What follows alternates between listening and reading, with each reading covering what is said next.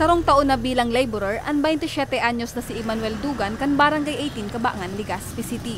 Sa ngunyan, saro siya sa mga sibot sa pagpintura sa kudalkan sa indang barangay. Alagad agyat daa sa trabaho nindang ngunyan ang maharasaas na panahon. Kaya nganit da iman marugado, minapwesto da asinda sa mas malimpoy na porsyon. Sobra, di kaya ang maghapon kung lagi nakabilad. Kaya siguro kailangan malilim muna bago doon sa mainit. Minsan pag sa bilad talaga na wala masilungan, gumagawa na lang ng paraan para makasilong. Nagtatayo na lang kami ng yung masisilungan, trapal. Sigun sa Pag-asa, padagos na mamamatean ang mainit na panahon hasa sa mga masunod na aldaw o hasa sa katapusan kan bulan nin Mayo. Extreme caution to danger pa man giraray ang mamamatean na heat index. Sa madaling sabi, labi ka delikado pa sa salud ang init kan panahon na pwedeng magkausa nin heat cramps as in heat exhaustion, na pwede ser na magkausa nin heat stroke lalo na kung babad pa sa aktibidad.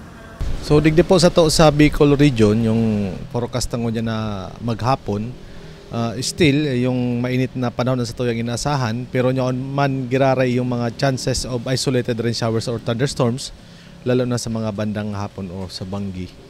So asahan ta pa man giraray nga na maghapon ang generally mainit pa man giraray na panahon. So lauman ta itong mga halangkaw na pwedeng maitala ng mga heat index.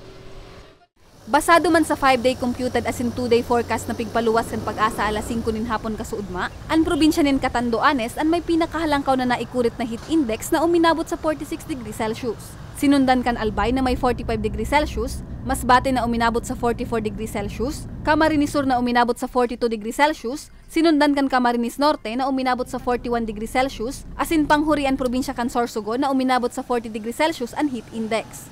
Katakod ka ini, maigot na pinagiromdom kan Pag-asaan publiko na ugalion ang pag-inom nin tubig.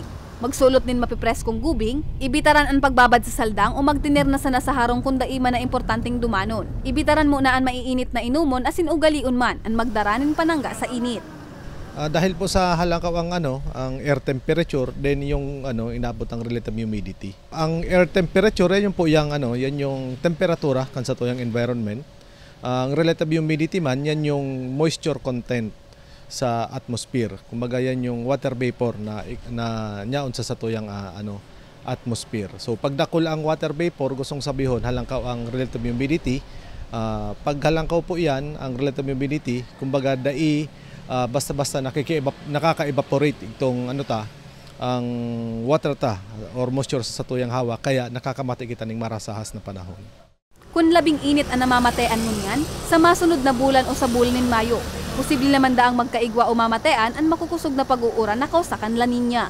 Para sa mga baretang tatak Bicol, Jennifer Pulinar.